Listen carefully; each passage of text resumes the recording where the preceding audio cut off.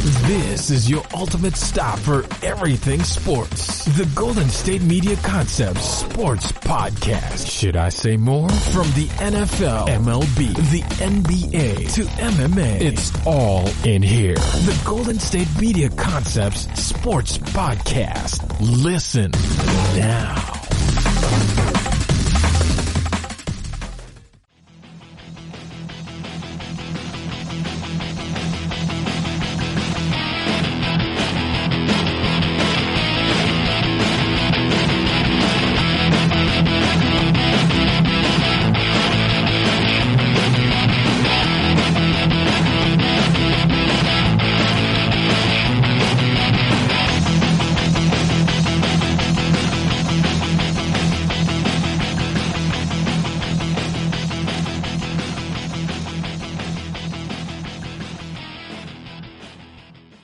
Hello, and welcome back to the GSMC Sports Podcast, brought to you by the GSMC Podcast Network. I am your host, Alex Masford. Thank you so much for tuning in to today's episode. Before I start talking anything sports, I want to remind you all to subscribe to the podcast, so again, you never miss an episode. You always get those alerts on your phone, your laptop, however you may be listening, and again, you always get those alerts when we drop a new episode here at the Podcast Network. Also, make sure to leave us a 5-star review in the comments. We would really appreciate that as well. Whenever you guys leave those reviews, it makes our hearts feel nice and warm, and we would really love it and appreciate it if you continue to do that. Also, make sure to follow us on all social media platforms, Twitter, Facebook, Instagram. That would be incredible as well. We love to interact with you guys on there any way we can. So if you follow us on Twitter, Facebook, and Instagram, we'd love to interact with you all. So make sure you follow us on all of those social media platforms. We have a fantastic show for you all today. A little bit later on in the episode, I'm going to be doing what I wanted to do last episode, which was give my predictions way too early of NFL awards. I'll be getting into that. Also, at the very end of the show, I will be breaking down the top 10 NBA duos in the league, ranging from everywhere. It doesn't just have to be a bubble team. This year, since, Golden State lost Kevin Durant, this year really became the year of duos. And I think everybody's list is a little bit different than it was at the beginning of the year due to some breakout candidates. I'm going to be getting into my top 10 NBA duos in the league. That's the final segment of today's show, so you don't want to miss that. Make sure you stick around for that as well. But we're going to start off with the breaking news from yesterday, or maybe even 2 days ago.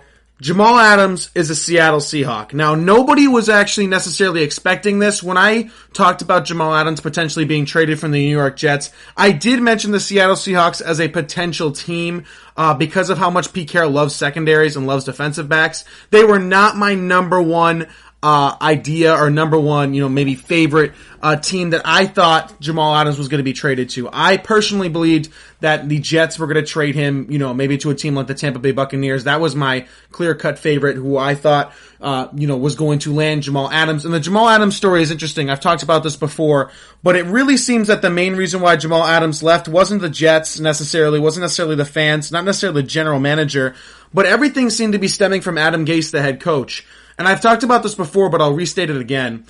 Adam Gase might be the worst head coach in the league.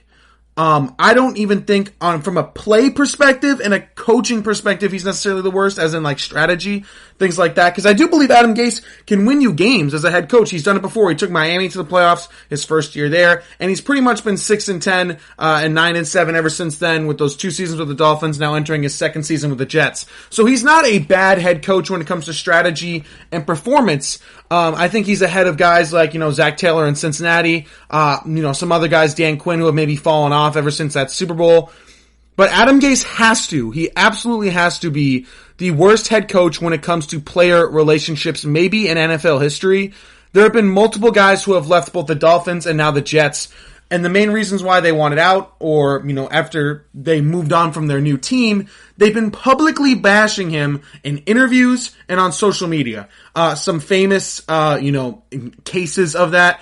Jarvis Landry, when he was traded from Miami to Cleveland for a 3rd and a 5th a couple of years ago, was adamant that Adam Gase is not a good head coach and would bash him in the media and bash him on social media. Jay Ajayi would do that as well when he was traded from Miami to Philly. And Jamal Adams may be the worst of all when it comes to amount of magnitude and amount of hate that he gave Adam Gase.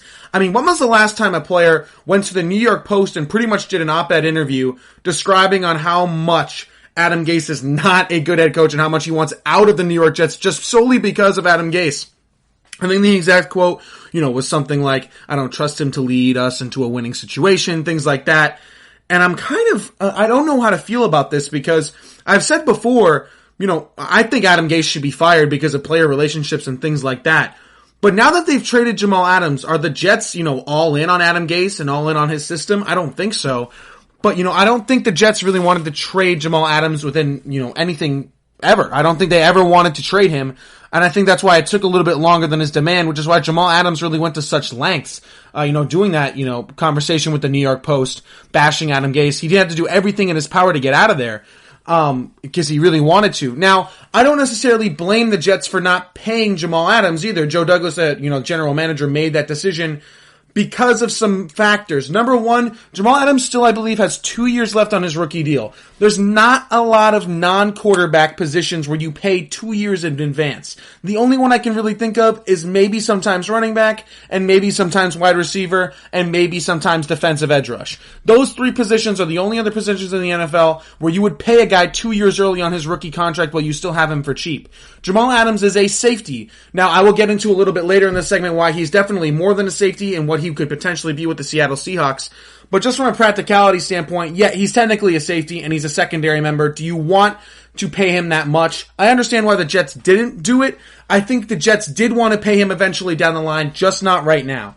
Now, in regards to the haul, they got some good picks to get back here. So that is something that you can't fault the Jets for. Again, I said early, last episode, at the very end when the breaking news came in, that I actually at first glance thought this was a win-win.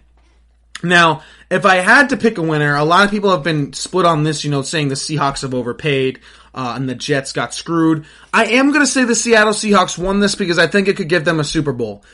On the other hand, though, the Jets did not get a bad return. They did not get fleeced. They didn't, give up. They gave up a ton in Jamal Adams, but they got back a lot if they nail on those draft picks. Again, 2 first-round picks, one next year, one in 2022, and also a third-round pick as well. And a starting safety to replace Jamal Adams as well. Not as good as Jamal Adams, nowhere near, of course, but not have to promoting from within sort of thing. But when it comes to the Seahawks, I said this before. This is Russell Wilson's year. This is Russell Wilson's team. All Russell Wilson has done since coming into the National Football League is guarantee the Seattle Seahawks at least 8 wins. He has never had a losing season. And I've told this before, I believe he's the second best quarterback in the league. And I do believe Patrick Mahomes is the best, but I don't think the gap is as far as some people believe between Mahomes and other quarterbacks. I think it's Mahomes, Wilson, and everybody else. I think Russell Wilson is that good. He has done more with less than everybody else. Now, the only times where Russell Wilson had a really nice roster around him, he went to 2 Super Bowls and won one of them. And I think now, ever since that second Super Bowl, that loss against the New England Patriots, people wanted to get paid. Sherman left. Earl Thomas is obviously left now. Cam Chancellor retired. Michael Bennett left. The only real founding member on that team still, besides Russell Wilson, is Bobby Wagner and Marshawn Lynch, if you still consider him. He's kind of back and forth with the Seahawks if he's a member or if he's not. I really do believe, though, that the Seahawks have a chance now. A real, legitimate chance to go to a Super Bowl and potentially win a Super Bowl again. Pete Carroll loves defensive backs. If there is anything Pete Carroll knows, it's defensive backs. Now, you can yell and scream and argue that Pete Carroll's, as a coach isn't the greatest, and I would agree with you. I don't think Pete Carroll is the greatest head coach. I think that without Russell Wilson, this team would be nothing and the worst team in their division and one of the worst teams in the league, in my opinion. This is pre-Jamal Adams trade, obviously. But Pete Carroll does know defense, and he does know secondary, and he does know defensive backs.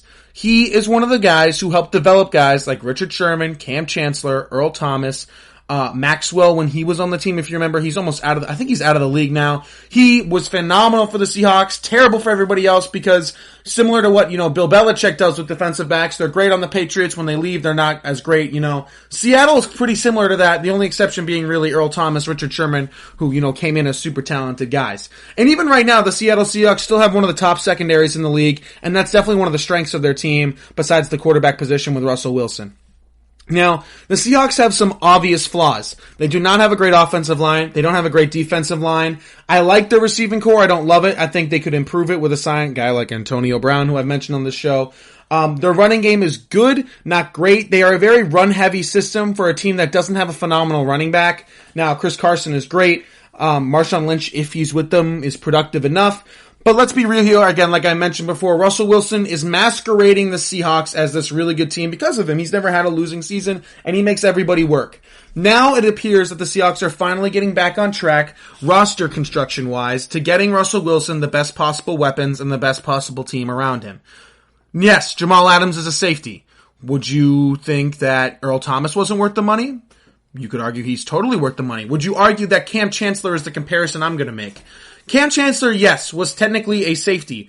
Was he playing the safety position for the Seattle Seahawks? Not necessarily. What was Earl Thomas really playing for the Seattle Seahawks? He was playing a blitzing linebacker position essentially for the Seahawks. He was bigger, faster, and stronger, but he was also in coverage on some plays again because he was that safety hybrid linebacker thing. Jamal Adams is not a pure safety by any stretch of the imagination. I've talked about this before. He is the best blitzing safety, blitzing secondary member in the NFL, and it's not even close. He had 7 sacks last season and was second on the New York Jets in tackles as a safety who was also busy rushing the passer. What do you believe Seattle is going to use with him? Seattle already has a good enough secondary coverage-wise.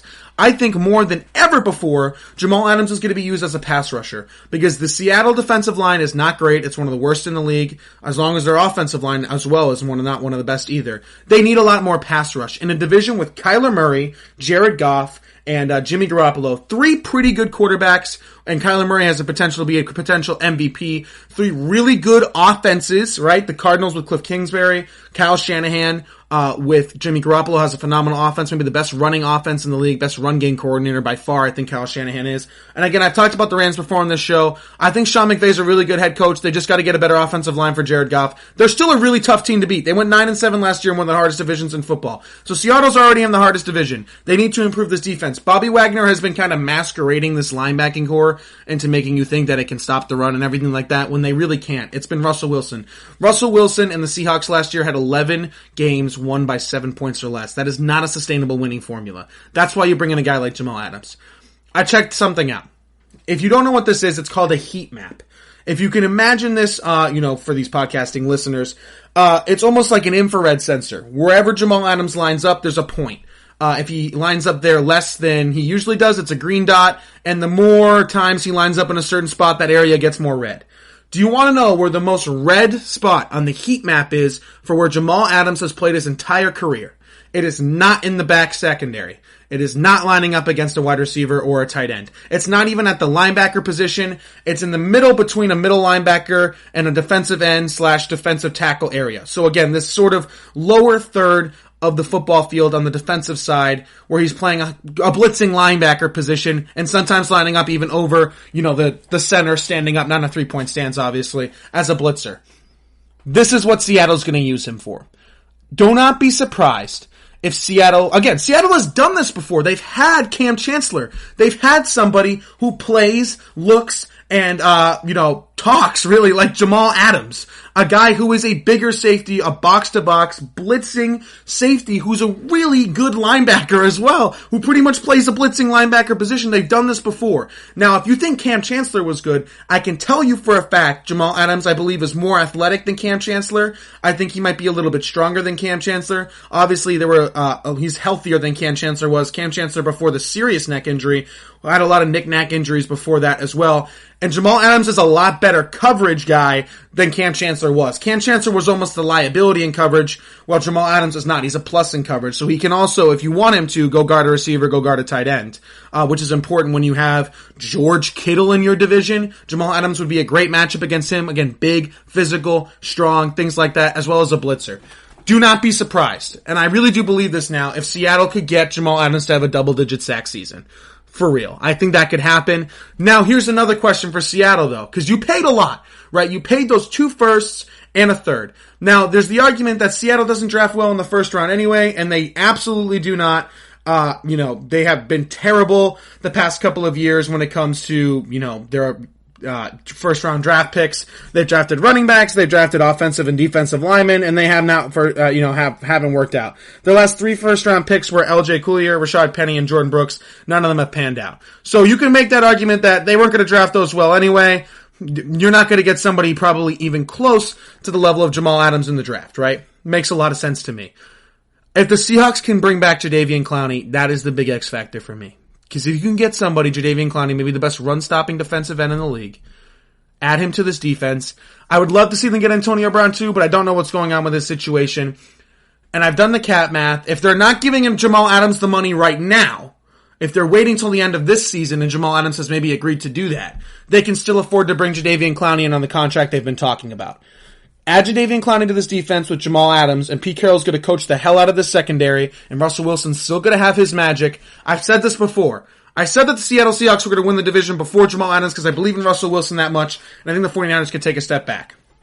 With Jamal Adams on this team, I think Seattle's a Super Bowl contender, and they're my pick to come out of the NFC. Add the aspect of Jadeveon Clowney, I think they should be a Super Bowl favorite. Right up there with Kansas City. Again, my new Super Bowl prediction is Kansas City, Seattle. It's going to be so much fun to watch Jamal Adams in a Seahawk uniform. Going to bring back Cam Chancellor vibes, but even better, even bigger, even faster, even more creative, I think, as well. And again, he's not a liability in coverage, maybe that Cam Chancellor was. It's going to be so much fun to watch. All right, we're going to take a quick break. On the other side of it, I'm going to be talking about the Jets side of this. What does this mean for Sam Darnold? And do you trust Joe Douglas to draft these guys in these next 2 rounds or next 3 drafts and try to get some talent around Sam Darnold? I'm also going to be talking about another AFC East quarterback, and why I think he's still being overvalued and he's overrated. We'll get into both those things in the next segment right after this break. Are you looking for the very best NFL and college football podcast? Then check out the GSMC Football Podcast. Get the latest football news both on and off the field. From the NFL Draft to trades to the rumor mill to the NFL Combines. They got you covered. That's GSMCpodcast.com/football-podcast. Get updates on college rivalries, game day insights, and much, much more. It's football talk the way you want it. This show eats, sleeps, and breathes football. Don't forget to like them on Facebook and follow them on Twitter. Visit GSMCpodcast.com for more info.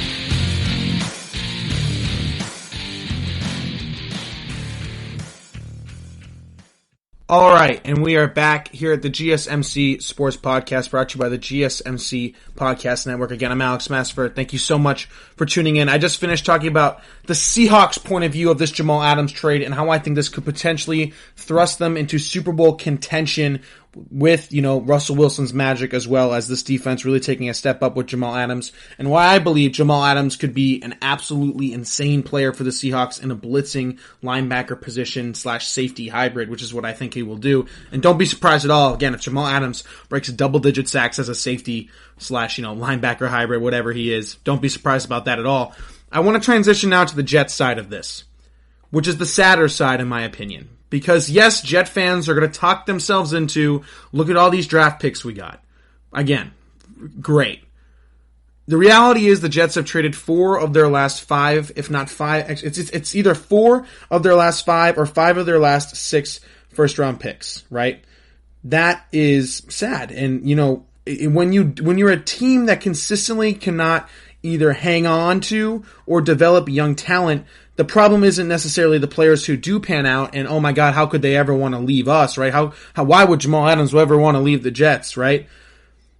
But in reality, the Jets have not been able to retain and develop good young talent, with Jamal Adams being really the exception there, and the thing is, when you have that as a culture, you need to turn it around. And can the Jets turn it around? And by the way, another example of not being able to develop young talent is Sam Darnold, who I love. I think Sam Darnold is a really good quarterback. I believe if I can bring a comparison to him, I think he is a more talented and more capable version of Tony Romo. I think he plays a lot like Tony Romo, but I think he's better and has a better chance of winning like Tony Romo.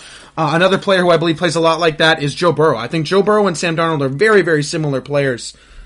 But the thing is they Jets might have done the worst possible job they can at surrounding Sam Darnold with talent. If you look at young quarterbacks across the league, let's say, since Sam Darnold entered the draft, what kind of weapons are they working with? What kind of coaches are they working with? Is the team being proactive into getting him help? So let's just look at some of these. Tua Tagovailoa in his division has Brian Flores. In the same draft, they drafted another left tackle for him. They've also got Devontae Parker and Preston Williams, and they also added 2 new running backs to help him out, Jordan Howard and Matt Breida, as well as boosting the defense, adding 2 new defensive linemen, a new linebacker, and a new corner. That's what the Dolphins have done for Tua Tagovailoa before he's even taken a snap. The Josh Allen and the Bills, right? I'll get into the Bills later on, by the way, because Josh Allen, I need to talk about him. But you cannot fault the Bills for what they've done for Josh Allen. They've gotten him Stephon Diggs, John Brown, Singletary in the backfield, one of the best defenses in the league, and a great offensive line. That's what the Bills have done for Josh Allen. Let's stay in New York. What have the Giants done for Daniel Jones? Saquon Barkley completely redid the offensive line this offseason, bringing in Andrew Thomas, guys like that, bolstered up the defense a little bit, and they're working on a wide receiver core, trying to bring them up as well. Have some guys, Sterling Shepard coming back from an injury, things like that. Not a ton, but they've done some things for Daniel Jones in order to help him out. The Cleveland Browns have done everything for Baker Mayfield. I talked about this before, getting him Odell, Jarvis Landry, Nick Chubb, Kareem Hunt, 2 tackles this offseason. They're proactive. They're doing everything they can for the young quarterback. The Chiefs did it with Mahomes. Obviously, the Ravens have done that with Lamar Jackson, building the best roster around him as well. And if you look at Kyler Murray, you already know what they're doing for him. They got him DeAndre Hopkins, bunch of other pieces, drafted Isaiah Simmons in the draft. Everybody seems to be being proactive and doing everything they can to put their young quarterback in the best possible situation, including also, the Cincinnati Bengals drafted wide receiver in the second round, convinced AJ Green to come back, things like that. Except for the New York Jets. They are going in the opposite direction. Instead of adding people to help Sam Darnold, they're losing the best players on their team. And while you can argue that's an offer you can't refuse, right? Oh my God, look at the haul they got for Jamal Adams. It's true. They got a haul. Do you trust the New York Jets to hit on those first-round picks to get a player, maybe at a different position that's as good as Jamal Adams, right? Jamal Adams is maybe the best safety in the entire league. Do you trust the New York Jets with that pick to find the best, tackle, guard, center in the entire league? The best wide receiver in the entire league? How about even top 10 at each position? I don't trust the New York Jets to do that. The only thing I trust the New York Jets to do is draft that guy and either underdevelop him, or if he does develop, he wants out. And I feel bad for Sam Darnold because I think he's talented, and he's not the type of guy to do what Jamal Adams did and come out there and say how bad the coach is and we need more players, and he's not going to demand help, and he's not going to, be passive aggressive like some guys are, like Aaron Rodgers, right? He's going to sit there, man it up, and be the perfect quarterback from a voice standpoint and say, no, I can do it. I can put that all on my back. And what do you think the Jets are going to do this year? They're just going to be the worst team in their division again. Maybe move on for another head coach, and it'll be Sam Darnold's 3rd coach in 3 years. And again, I like Joe Douglas. I thought he was the right hire, coming in from Philadelphia, a team who has historically drafted well. But what are the odds that the Jets return value on this trade? On paper, it looks great. Again, 2 firsts and a 3rd. It looks phenomenal for the New York Jets. If this was the Chiefs getting the haul for this, the Patriots, other teams getting, this massive amount of draft capital, I would say, oh my God, they slaughtered them. I would say, if the Jets could actually draft well and everybody knew they could draft well, then the Seahawks technically would be overpaying in this. And the Jets would get the better end of the deal. But the fact of the matter is, they don't draft well, and we know they're not going to draft well. And I just feel bad for Sam Darnold because, again, I think he's super talented. And this is just another sad day to be a New York Jets fan. And they're all going to convince themselves, oh my God, thank God we got all those picks.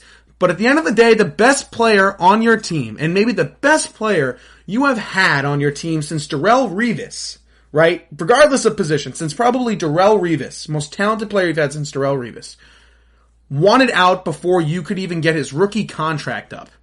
He was so disgusted with the culture in the New York Jets facility and the coach that the New York Jets hired, and he was so confident that there's no way I could possibly win here or get paid here, that 2 years before his rookie contract was up, he decided to go to the New York Post and bash the New York Jets organization. That's how badly he wanted out. Few players, if any other players, have ever done that as a means to getting out. Leaving their team. Jamal Adams did that. He did that. And that just blows my mind. Again, another sad day for Sam Darnold and the New York Jets. Will they ever get it right? Who knows? I want to transition real quickly. The top 100 NFL players are coming out. By week. Josh Allen made it. Josh Allen is 87th. We need to stop the Josh Allen hype train. He's not that good. Josh Allen has all the tools physically, can throw the ball super far, is a super athletic quarterback. But at the end of the day, I've talked about this before, he is holding back the Buffalo Bills. If you swapped Josh Allen and Sam Darnold today, the Bills would win 12 or 13 games next season easily. Right now, the Bills with Josh Allen are not even favored to win their division because the Patriots signed Cam Newton.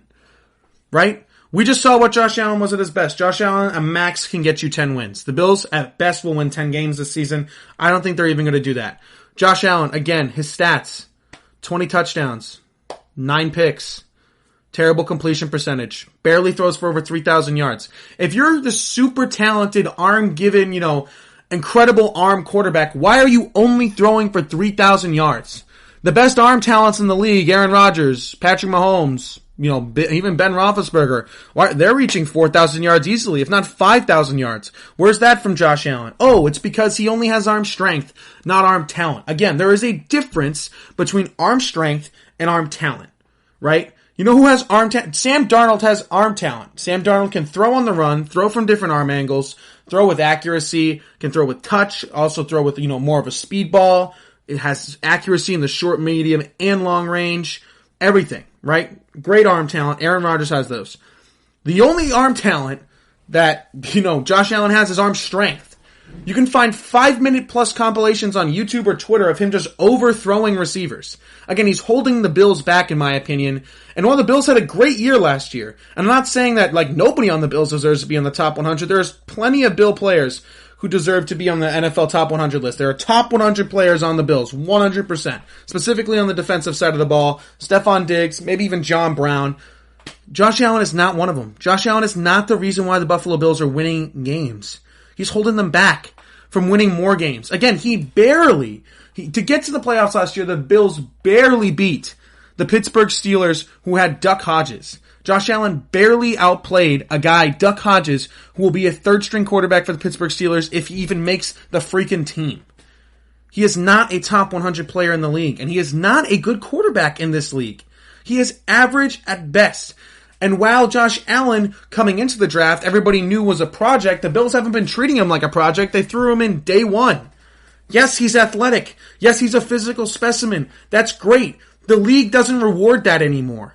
The league used to reward quarterbacks like Josh Allen, quarterbacks like Jay Cutler, quarterbacks like Jamarcus Russell, quarterbacks like Tim Tebow. Oh, you're super athletic, you're big, you got a strong arm, you can throw the ball really far, that's great, oh my god, I gotta get the biggest, fastest, tallest, strongest quarterback you can get, forget about accuracy.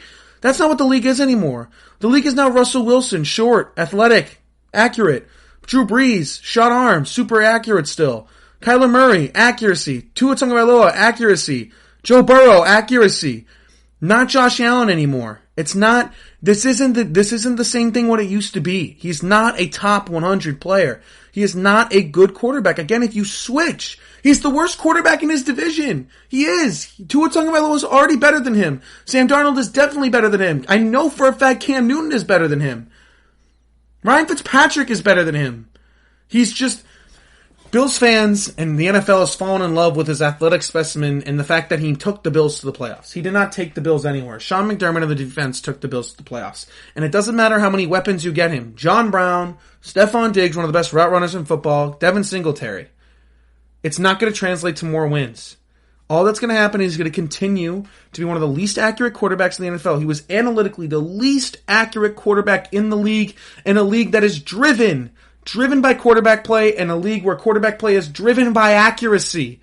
He was the least accurate quarterback in the NFL by far. He had what was it? I think a 12 or 13% chance of throwing a ball that was uncatchable? Uncatchable? Like, not even a bad throw. Not even a throw that the receiver could have gotten his hands on. A complete uncatchable ball, right? Here it is again. I'm sorry, it's even higher. Last season, highest uncatchable pass rate. Josh Allen, 27%. Let's do the other quarterbacks on this list, and I'll tell you where they are right now. Andy Dalton last year had a 24% chance of throwing an uncatchable football. He's a backup. Jameis Winston also had a 24% chance of throwing an uncatchable ball. He's a backup. Jacoby Brissett had a 24% chance of throwing an uncatchable ball. Backup. Case Keenum had a 23% chance of throwing an uncatchable ball. Backup. Josh Allen had a 27% chance of throwing an uncatchable football to his receivers. And he's a top 100 player in the National Football League? Not even close. He's a bottom tier quarterback and he's holding back the Bills. Again, switch Sam Darnold and switch Josh Allen. I feel so bad for Sam Darnold because if he got the weapons and the treatment that the Bills are giving Josh Allen, the sky would be the limit for him. Again, I don't understand the Josh Allen hype. We're going to take a quick break. On the other side of it, I'm going to be giving you my way too early NFL award predictions. MVP, Offensive Player of the Year, Offensive Rookie, Offensive Defensive Player of the Year, Comeback Player of the Year, all that good stuff. I'll be giving you my way too early NFL award predictions right after this break. Check out the show that's built on the MMA. From the UFC to extreme cage fighting, they got the fights covered. Check out the GSMC MMA podcast. Get the latest news on past or upcoming fights. Join us as we talk to and about some of the biggest names in the MMA, past, present, and future. When it's the fight game, there's just one show to check out. GSMCpodcast.com/MMA-podcast. Don't forget to like them on Facebook and follow them on Twitter. Visit GSMCpodcast.com for more info.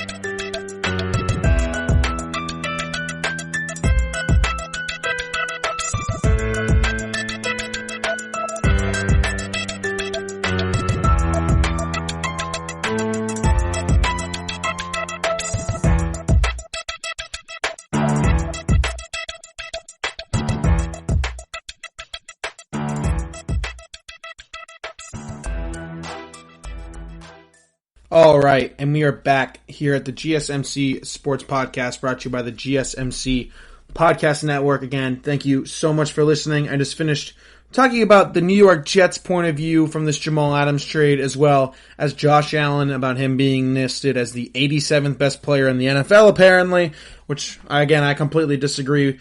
But I want to transition now to something I wanted to do last episode before the Jamal Adams news broke, which was give you my way too early NFL award predictions, and I'm going to put in at the bottom my Super Bowl matchup prediction as well. I'm not going to go through the whole playoffs or anything, just the Super Bowl matchup. But let's get right into it here. So, there's a ton of awards, obviously. Executive of the Year, Coach of the Year, Comeback Player of the Year, Offensive Rookie of the Year, Defensive Rookie of the Year, Offensive Player of the Year, Defensive Player of the Year, and MVP. So those are the awards that I'm going to be going through. Again, they are way too early. I'll be talking about who I think is going to win, and also for some of the awards, I'll be giving you some either dark horses or some other players that I believe have a real chance of winning these awards. But let's start off with Executive of the Year. I think this is going to go to Jason Licht. Light, I think is how you say his name, the Tampa Bay Buccaneers general manager. I didn't have a second one for this because I do believe the Tampa Bay Buccaneers are going to be really, really good this year, better than I think a lot of people believe. And for that reason, I really do believe that he's going to get general manager of the year. He is the one who, after all, lured Tom Brady out of the New England Patriots system, out of Boston, out of New England, to take on a whole new challenge, a whole new environment, things like that. He also got guys like Rob Gronkowski. I think Tom had a lot to do with that, obviously, but he did bring Rob Gronkowski out of retirement, technically. Him and Tom Brady did, as well as surround, Brady with some other pieces, drafting Tristan Wirfs, Vaughn as well, who's a running back they drafted out of Vanderbilt. Just done a lot to help Tom Brady, made a lot of moves, obviously landed the biggest fish in free agency, Tom Brady, bringing Rob Gronkowski out as well. I think he really deserves to win Executive of the Year, especially after I think Tampa Bay has a really good season.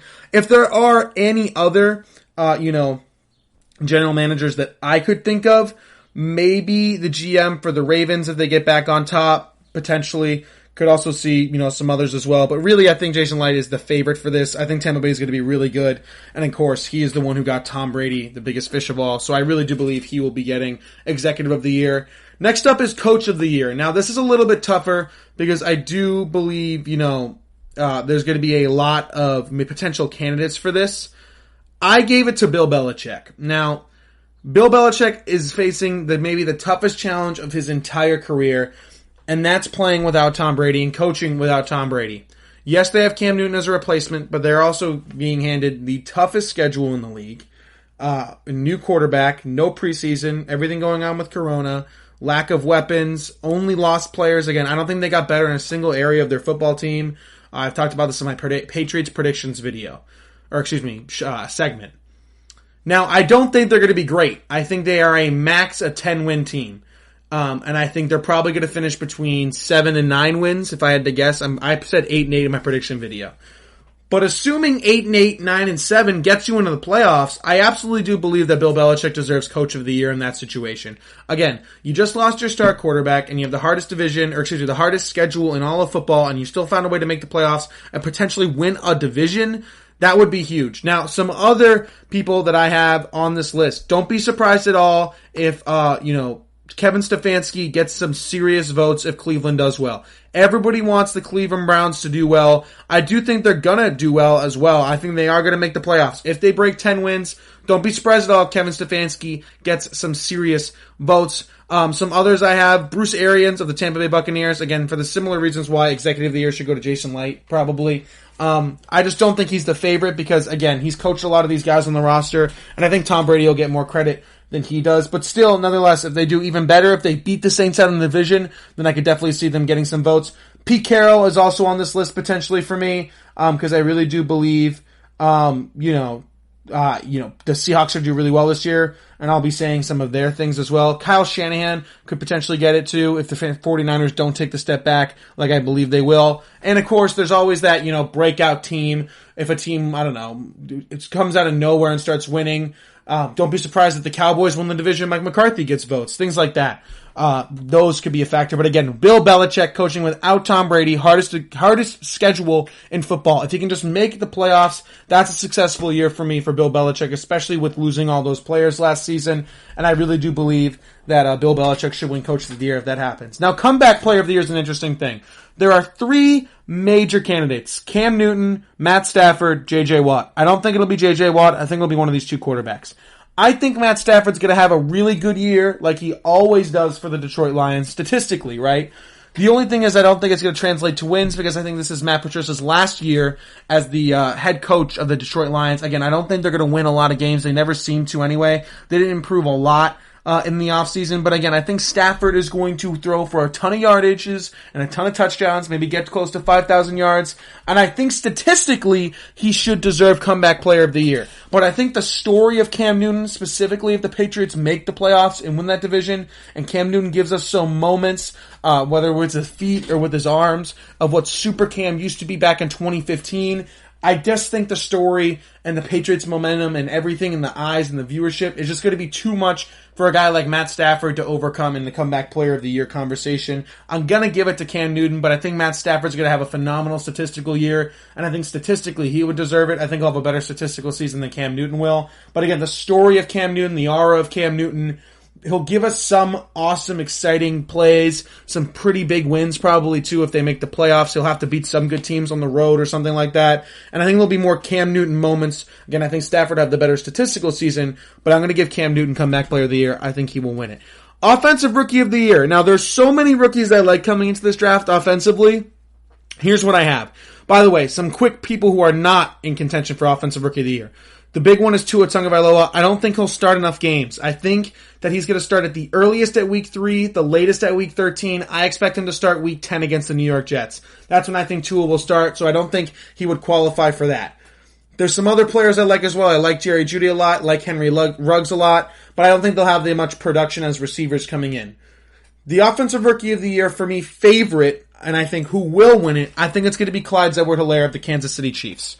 Now think about this. Clyde Edwards-Helaire was one of the most electric running backs in college football last year, the best receiving back in college football last year. You're adding him to a system with Andy Reid, the most creative play caller in the game, on top of Patrick Mahomes, Tyreek Hill, Travis Kelce, Sammy Watkins. So Clyde Edwards-Helaire is not the main offensive weapon by any stretch of the imagination, right? Not at all.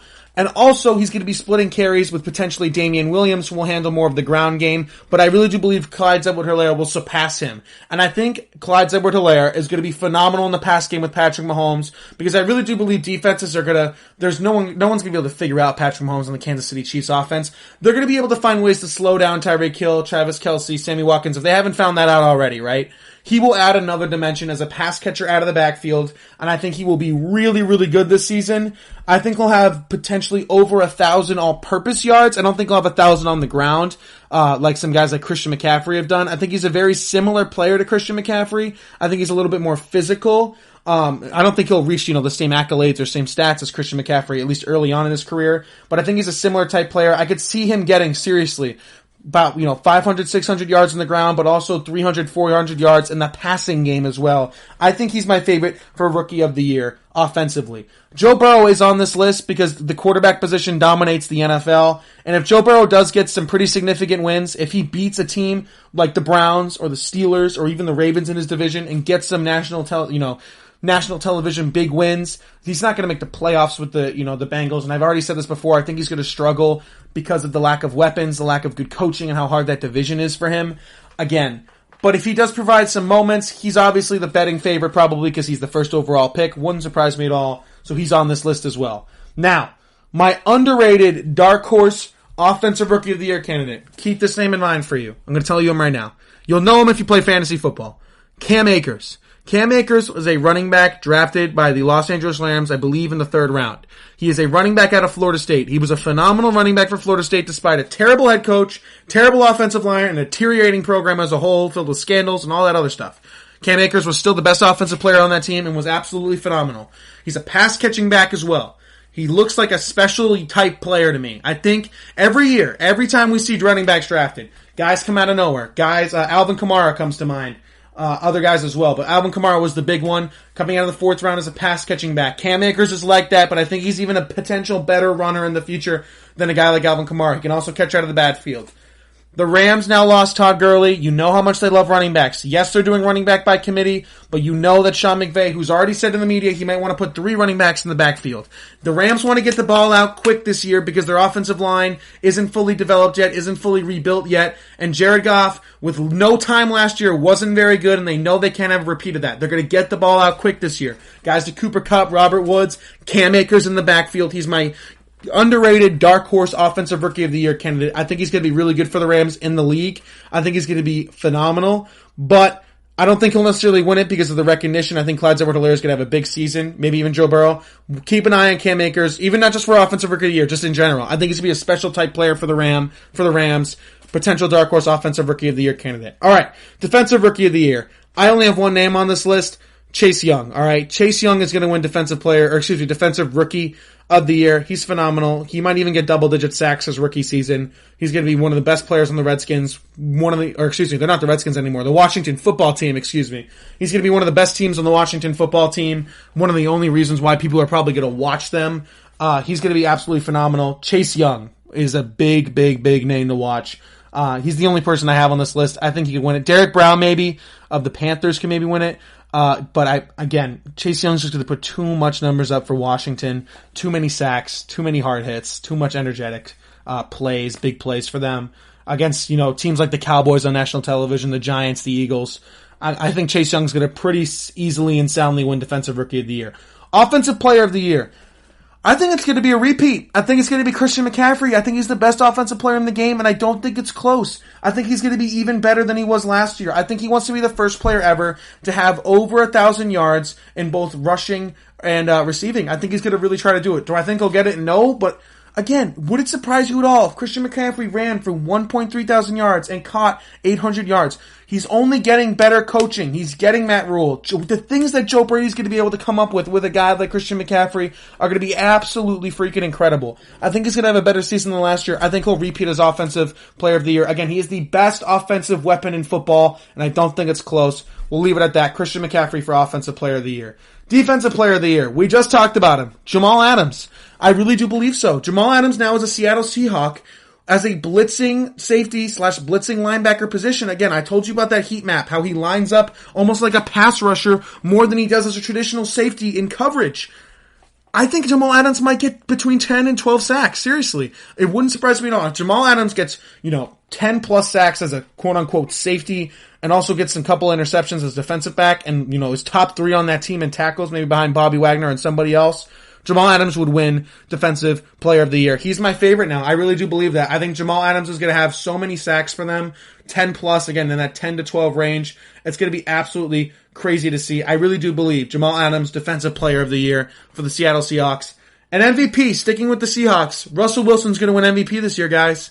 He's going to get that recognition. 34 touchdowns last year, 4 picks. Ridiculous type stuff. He's going to have he's one of only 2 players in NFL history to have a passer rating over 100 for a career. And he's about to pass Aaron Rodgers as the only other person to do it. After this season, if he has a better year than Aaron Rodgers, he will have the highest passer rating for a career in NFL history. On top of that, I think they win their division, and I think Jamal Adams is going to make that team so much better. So again, the Seahawks are going to win a lot more games, and people are really starting to figure out, oh my God, how good is Russell Wilson? How he's dealing with nothing. DK Metcalf will take another step up as well. He's going to be phenomenal this year. I think Russell Wilson will have an even better year than last year, if that's even freaking possible. He'll be great. The Seahawks will win a lot of games. I think he wins MVP. Finally, the Super Bowl prediction. I know this is way too early. Chiefs Seahawks are my Super Bowl prediction. I talked about it at the first segment. Russell Wilson, Patrick Mahomes, who win? I don't know. Way too early to predict that, but I really do believe the Seahawks are coming out of the NFC, and I just don't see anybody stopping the Chiefs. I think they're the only team in the NFL that has the potential to become a dynasty. Mahomes is that good. Their offensive weapons are that good, and I think, they got better in the offseason adding Clyde Edwards-Helaire, and they didn't lose anybody. So I think they're going to run it back. I really do, against the Seattle Seahawks. It'll be such a fun Super Bowl. Russell Wilson to get back there again. He's going to win MVP. The Seahawks are going to be great next year. The Jamal Adams trade was great. All right. One final break for the show. After it, we're going to be giving you my top 10 NBA duos. So you want to stick around for that. That's coming right up after this break. Are you looking for help for your fantasy football team? Check out the GSMC Fantasy Football Podcast. Get today's best advice on who to start, who to sit, even who you should draft. From sleeper picks to red hot lineups, they got it all covered for you. That's GSMCpodcast.com/fantasy-football-podcast. We'll cover traditional leagues, dynasty, PPR, even IDP leagues. When you need fantasy help, there's just one show to hit up. Don't forget to like them on Facebook and follow them on Twitter. Visit GSMCpodcast.com for more info.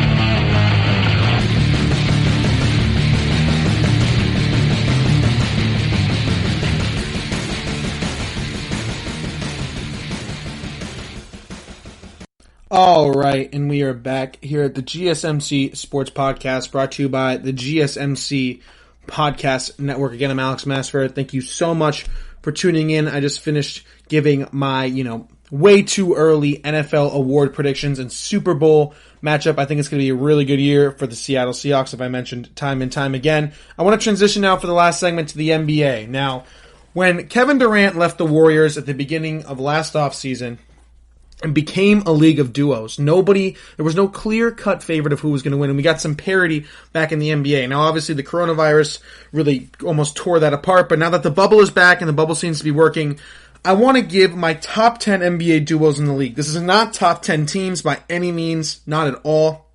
This is just top 10 duos, right?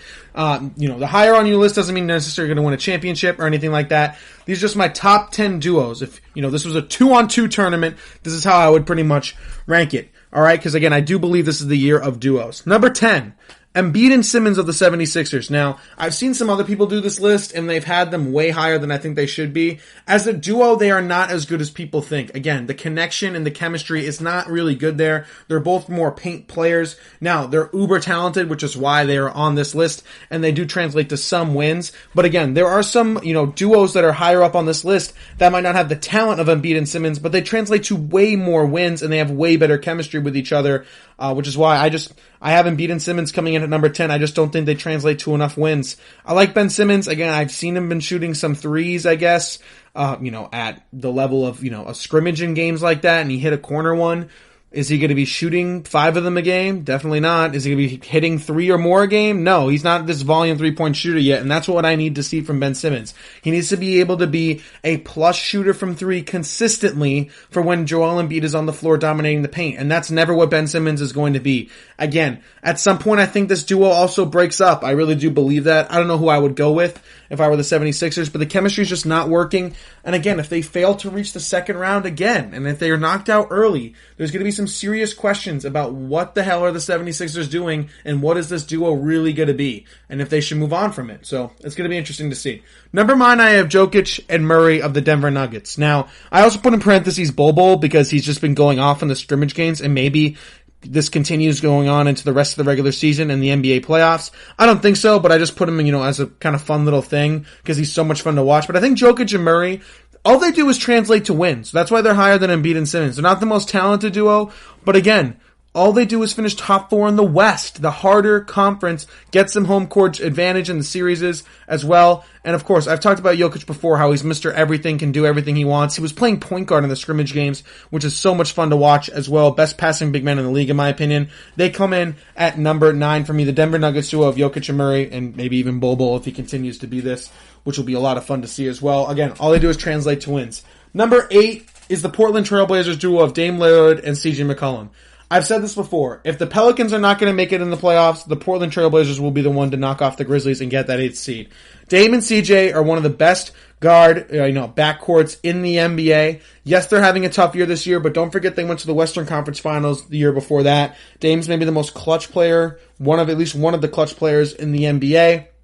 One of the best point guards as well. And CJ is a great Robin to Dame's Batman. They come in at number 8. I don't care that they've had a rough year. Again, they could still make the playoffs as well. Dame and CJ are absolutely incredible. Number 7, Doncic and Porzingis. This is more Doncic than it is Porzingis. I think Doncic is already a top 10 player in the league, and he might be the best player in the NBA for years and years to come after LeBron retires. I really do believe that. I don't know if he'll necessarily be the face of the NBA like, I think Zion will be that. But Doncic is absolutely incredible, and he's phenomenal, and I love to watch him. He's one of my favorite players to watch. He's so much fun to watch. I love watching Luka Doncic. Again, Doncic and Porzingis of the Dallas Mavericks coming at number 7. Porzingis is a really good player too. I think he just had to get his sea legs underneath him after coming off that injury and being out of basketball for over a year. Now that he's back, how is this hiatus going to treat him? Is he going to be better than he was before? Because he was almost underwhelming, not really living up to the hype. He had a good, strong end, though. And again, he's still a good player in this league. And still an all-star level player, in my opinion. They come in at number 7. Number 6, I have Butler and Bam Adebayo, which I believe that this is probably one of the most underrated duos in the league. I think Bam Adebayo is a perfect mold for the future of center in the NBA. He's phenomenal, and Jimmy Butler's having a career year in every single category, including assists, which is a lot of fun to watch as well. Butler and Bam coming in at number 6. They also have phenomenal chemistry together. Their pick and rolls are lethal, and I think the Miami Heat are going to do a lot better than some people believe. Again, coming in at number 6, Butler and Bam. I think they're going to be fun to watch. I really do believe they're a top 6 duo. Don't think a lot of people expected it coming into the season. I don't think anybody saw Bam Adebayo making this all-star level jump. But again, he's one of the best big men in the entire league. Again, so much fun to watch. Butler and Bam coming in at number 6. Number 5, Giannis and Chris Middleton. Again, they would be higher if Giannis had a better Robin.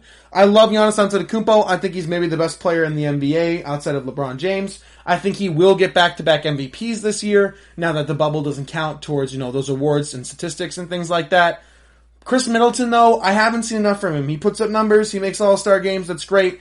In the clutch moment, he doesn't deliver. He never delivers in the playoffs. He's yet to do it, and he holds the Bucks back in the postseason, in my opinion. It's all Giannis once the postseason hits, which is why they're not maybe a top 3 duo in the entire league. Again, Giannis Antetokounmpo is either the first or second best player in the NBA, Definitely a freak athletic, one of the best players to watch, one of the best, players to, play for and against, things like that. But I just don't see enough from Middleton to put them higher on this list. Again, Giannis and Middleton coming in at number 5. Number 4, I have Kemba Walker and Jason Tatum. Jason Tatum took a leap to end the season last year. To end the season last year, Jason Tatum averaged almost 30 points a game those last, that last week or two of the season before the hiatus. If Jason Tatum can continue to be that during this NBA playoffs, I really do believe the Celtics are going to come out of the East and represent the Eastern Conference in the NBA championship game against probably the Los Angeles Clippers.